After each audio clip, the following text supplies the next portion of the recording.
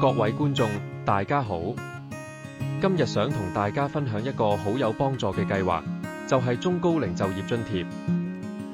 呢個計劃係專門為啲年紀稍為大啲，但仲有心有力繼續工作嘅朋友而設，真係好值得留意。其實大家都知，喺職場上，有時年紀大啲嘅人會面對啲挑戰，可能揾工冇咁容易，或者會覺得自己同年輕人競爭有啲難度。但其實年紀大啲嘅朋友都有自己嘅優勢，經驗豐富，做事穩陣，抗壓能力強，呢啲都好值錢啊！而家政府推出咗呢個中高齡就業津貼，希望可以幫到呢班朋友重返職場，或者穩定返份工，繼續發揮佢哋嘅價值。咁呢個計劃點樣幫到大家呢？原來只要你年滿40歲，喺返一份新工嘅時候參加咗呢個計劃，政府就會俾到津貼，幫你減輕返工初期嘅經濟壓力。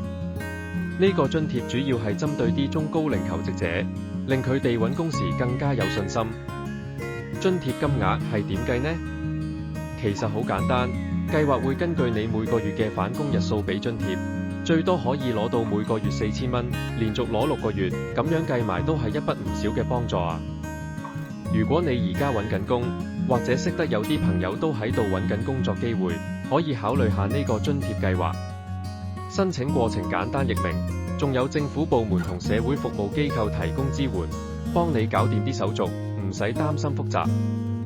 其實呢個計劃唔單止幫到求職者，對僱主嚟講都係好事，因為僱主請咗中高齡員工，仲可以攞返額外嘅招聘津貼，真係雙贏啊！